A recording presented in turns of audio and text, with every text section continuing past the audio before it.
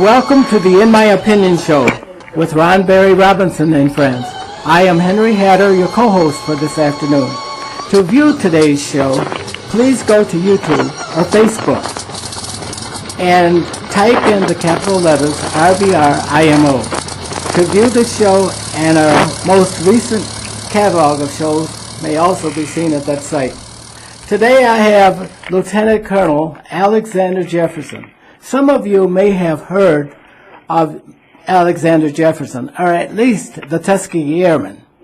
If you have seen the movie The Red Tails, and I'm sure that Alexander Jefferson will get into that in his communication with us today, then you know who these folks are. They were little known until recently because they were kept out of the view of history, and Alexander may also talk about that. But what we've learned since then has been awesome. The world and the American people all over the country have fallen in love with the Tuskegee Airmen, as you will soon find out.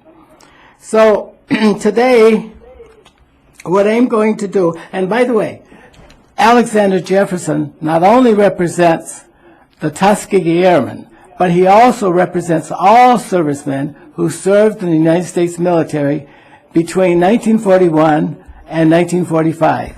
So be cognizant of that. If you're veterans and you're listening to the show, this man is representing you all over the country.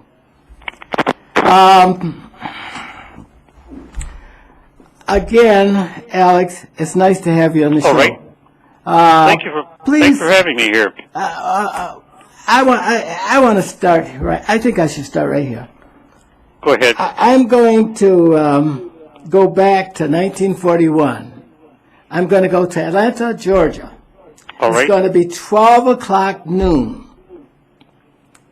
Would you pick up the story from there? What were you doing? What were your aspirations and dreams at that time? Well, at that time, 1941, I was still in school. I was in Clark College in Atlanta, Georgia. Remember, we did not know where Pearl Harbor was. The only thing we knew, Pearl Harbor was my country, and it had been bombed. Everyone was going to the Army, Navy, Marines, all the men. In my graduating class in 1942, there were only 3 men. All the rest of the men were in the armed forces. I was facing a draft. And as a draftee in 1941-42, as a black man, I would be forced into the quartermaster. Heavy, nasty, dirty work. But the opportunity came to go to the Army Air Corps. The Army was accepting black men who were college graduates to go into the Army Air Corps. And I wanted to fly. I was a airplane buff all my life, and quite naturally, this was the answer to my dreams. So I entered the Army Air Corps in 1943, part of the war, and became a pilot with the 332nd Fighter Group. That's a long story, but we'll go back into it later on. That's it, Henry. Start off my...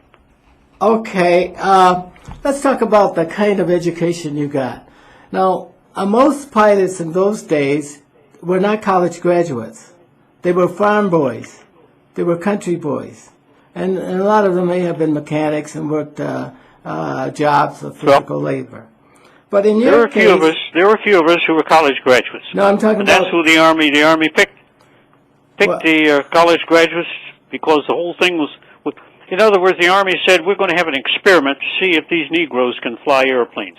Now, we knew that was a lie. Of course we could fly. Black men were flying in all small airports all over the country. But as part of racism on part of the Army, put up the barriers. You had to be a college graduate. If you're white, you could be a high school dropout to go to pilot training. That was my But of course- point. That was my point. In those days, young white men did not have to have all of this training. But what the United States did, they sent in a whole regimentation of black soldiers who, at least in the early years, were Yes.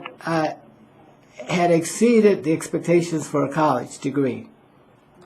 And what did you get your degree in, by the way? I majored in chemistry and biology.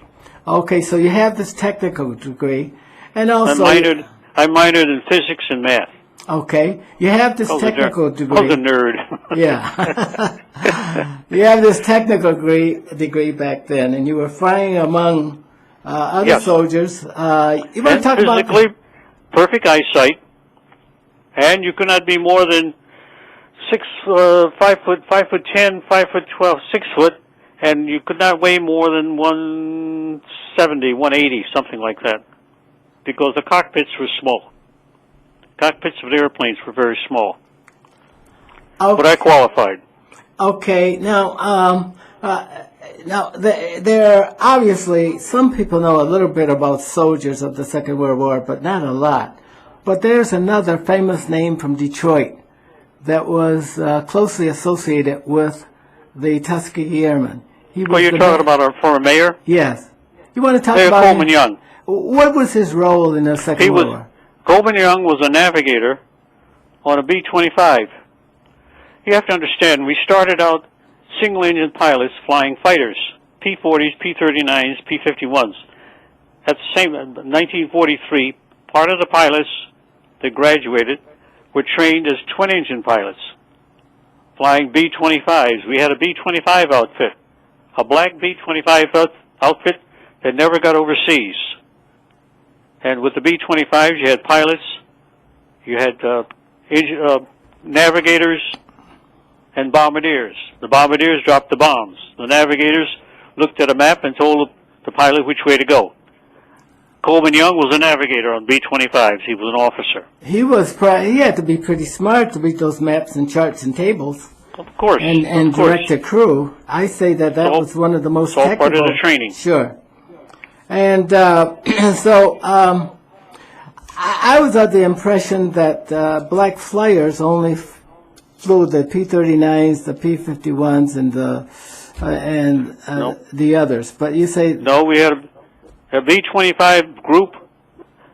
The group consisted of 4 squadrons. Each squadron had 12 airplanes. Do the math. Every airplane had a pilot, a co-pilot, a navigator, a bombardier. These are all the officers, the 4 officers, and 4 or 5 enlisted men as gunners. We had 12 airplanes to a squadron, and we had 4 squadrons, B-25 squadrons. Never got overseas, because in order to go overseas, the group, 4 squadrons together, had to be accepted by a wing. But the wing never accepted this black group, and they trained and they trained and they trained until the end of the war in Europe. When we came back from Europe as fighters, they put us in the P-47s and combined the P-47s with the B-25s, the fighters and the bombers, a combined group, and we were slated to go to Japan. Thank God they dropped the atomic bomb and we didn't have to go. And we were all separated from service into 45, 46. And Coleman Young was a navigator in the B-25s, and became a politician, and later on went to the Michigan Senate, and later on to the mayoral position in Detroit. By the way, he was one of the 100 officers who were arrested for literally failing to sign his name. White colonel wrote an illegal letter saying that Negro officers would not go into the White Officers Club in Freemanfield, Indiana. The letter was illegal. 100 officers refused to sign their names to it, and they were arrested. Later on, it went into their records. Their records were reprimands went into the records. And the reprimands stayed in the records until President Clinton expunged them. But Coleman said, no, leave that in my records so that in the future everyone will know that I was arrested illegally by a racist colonel. That's all part of the record. Everybody can go back and find it. Folks, I want you to take notice of two things. Colonel Jefferson is 91 years old. Notice how well he articulates. Notice how well he remembers. Notice how well he can put these components together. And we have 25-year-olds who can't do that. But what a wonderful mind he possesses, and what he was trained for, and how well he's been able to keep it and articulate. Well, I talked about Coleman Young. We talk about, I was a fighter pilot with the 332nd Fighter Group, flying out of England, out of Europe, out of Italy, covering the bombers, the B-17s, going from Italy to Germany. During one of my missions, I was strafing, going down, shooting at radar stations, and a German ground fire blew the airplane apart, and I bailed out. I spent 9 months, I was captured, spent 9 months in Germany as a POW. 9 months, I was treated as an officer and a gentleman. No beatings, no torture, because of the Geneva Convention.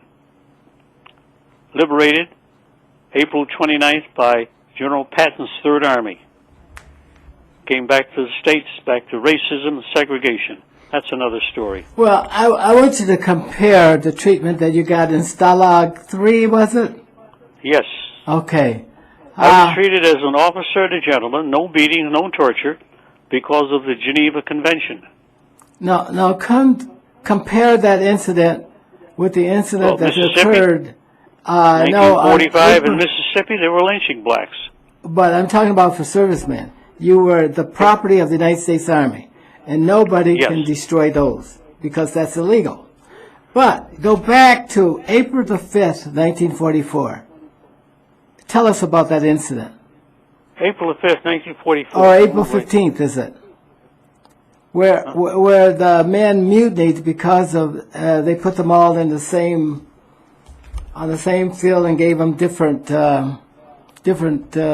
commands or whatever. And they. Well, you got me on that one, Henry. I'm sitting in my memory. I'm going back through my memory, and I can't bring it up. Okay, but then go out. You just talked about how the officers were treated at Ford's Field. Not Ford's Field. In Stalag 3. Because all of the military, we were officers in the United States Air Force, been shot down over German-occupied territory. In this camp, there were 10,000 white officers who had been shot down over German-occupied territory. 10,000 white officers. I was the fourth black out of my unit. At the end of the war, there were 32 out of 332nd Fighters, the Red Tails. There were 32 of us.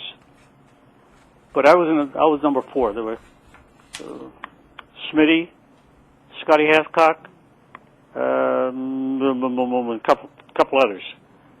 But in this camp, we had American military discipline. The senior American officer was in command of us. He spoke to the Germans. I never spoke to a German once I got inside the POW camp.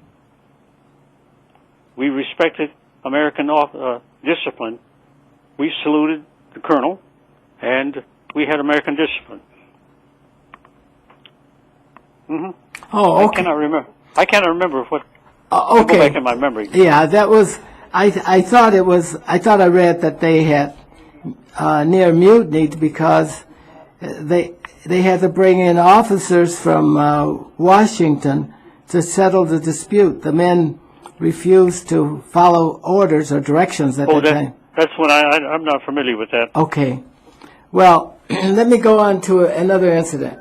Now, sure. You've been through a lot of discrimination and isolation in your experience with the military. Now, do you have any acrimony or latent anger about that, like so many African Americans have today, that seem to just carry over. If you don't, then why aren't you acrimonious? I don't understand it. Say that again.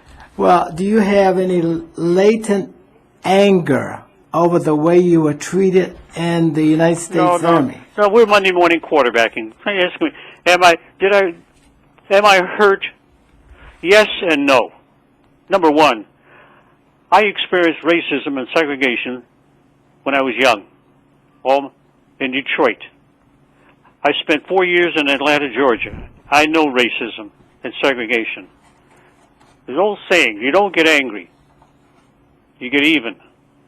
If you get angry, your anger goes on the inside of you and you turns you up, then you cannot concentrate. No, I don't harbor any anger because of racism, because I understand human beings. I understand ethnic hatred. I saw ethnic hatred in Europe. Made me understand the hatred between the Russians and the Germans. It's frightening.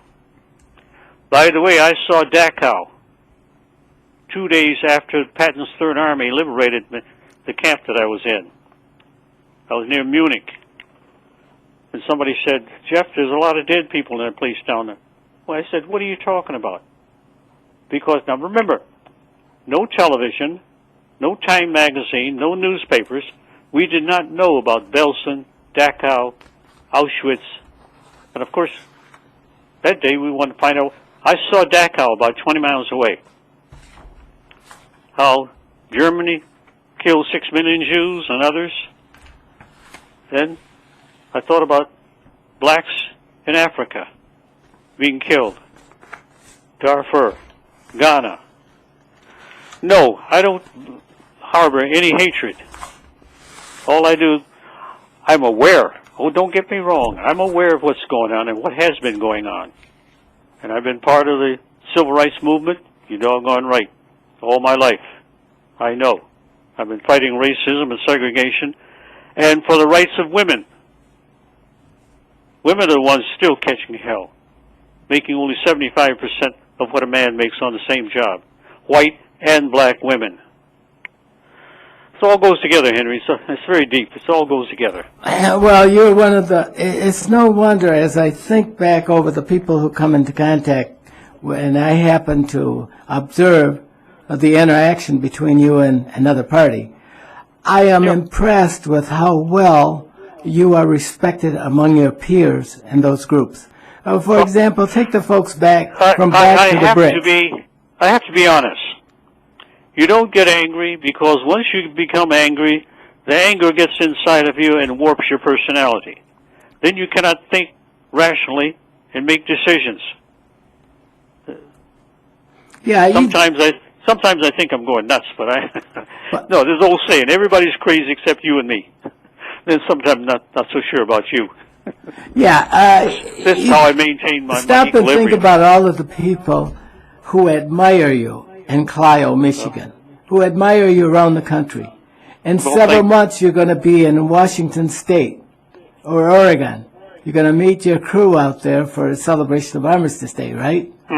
And you will. I hope. And there are only just a very handful of you that's left. You started out with how many people? Very few. Just the pilots. How many pilots were Tuskegee Airmen who really saw? Well, originally there were 990 men who actually became pilots. Only 350 went to Europe and flew combat. The other 450 were bomber pilots in the B-25 outfit. Today, we don't know how many are left alive. We're all 88, 89, 90, 91, 92, 94. A couple of guys in 94, 95. Lee Archer just died. He was 94. But World War II. World War II vets are dying 1,500 a day. We're the greater part of the greater generation. You know, I want kids to really understand what they're hearing from you. because you're one of the last of the generation of real men who fought in the greatest war in history. Yes. Of which people... World War I men are gone, and small number of World War II still kicking. And now we're looking at Korea. Veterans of Korea now are 75, 70, close to 80, 75 to 80, because they're 10 or 15 years behind us. And the Vietnam, they're 65, oh brother. It's all coming along, another generation. Yeah, I was just thinking about all of the people, like the people from Back to the Bricks, and the people from Clio, and from Mount Morris, and the people from Flint, and all of the people you see from day to day. How much they really admire you. Well, they have to understand that we were part there, of the generation that came back after World War II. And we had to raise another generation. Realize, in 1948, President Truman took up his pen and wrote Executive Order 9981 that desegregated the military, opened up the military. He did this because of the black men who fought in World War II. The black men in the 761st Tank Battalion that led Patton down through France. The Red Ball Express. Black men who drove those trucks from Le Havre to Patton to keep his tanks running with gasoline and fuel and ammunition and food.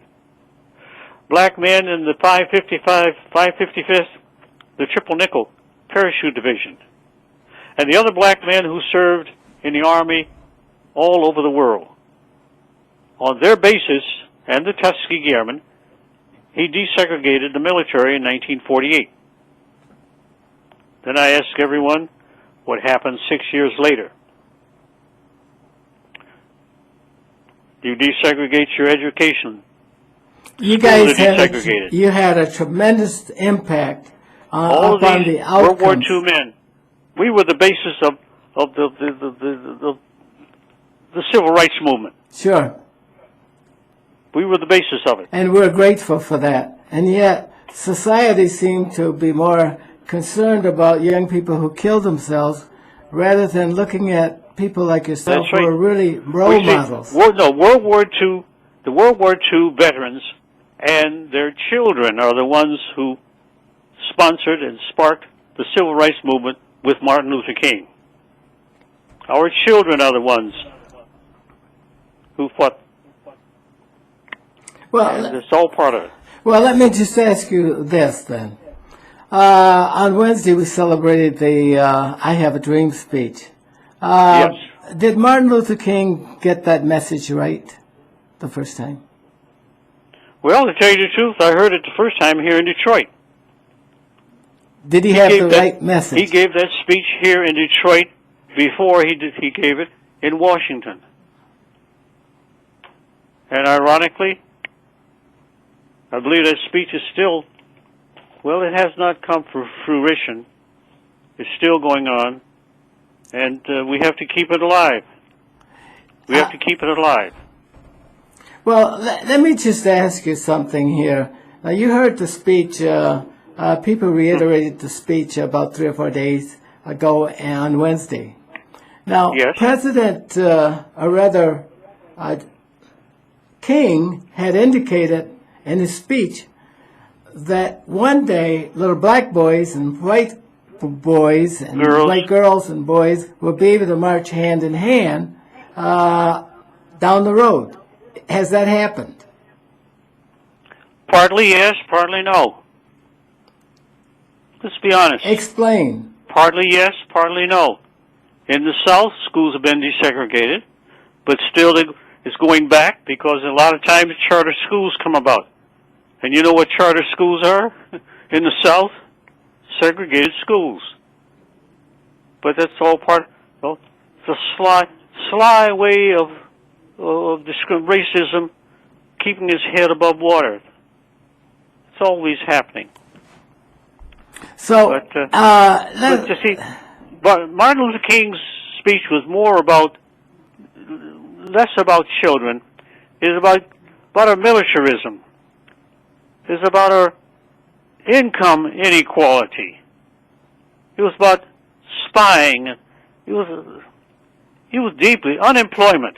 It was all these other problems besides education. So, if you were going to embark upon developing the plan for the next 50 years, what would you include in the speech? Because I didn't hear anything like that when they commemorated the I Have a Dream speech. They just talked about 50 years ago, and they're living in a hole 50 years ago. We need to ramp that platform up so that we sight our eyes on the future with a plan. If Martin Luther King was alive today, what would you say about Iraq? What would you say about Pakistan? What would you say about Afghanistan? What would he say about going into Syria? See, he was against Vietnam, and he was castigated. But he was right. These are the things. He talks about militarism, unemployment. Unemployment is still a bugaboo today. Unemployment here in Detroit. Good God, 18 to 20% among young black males.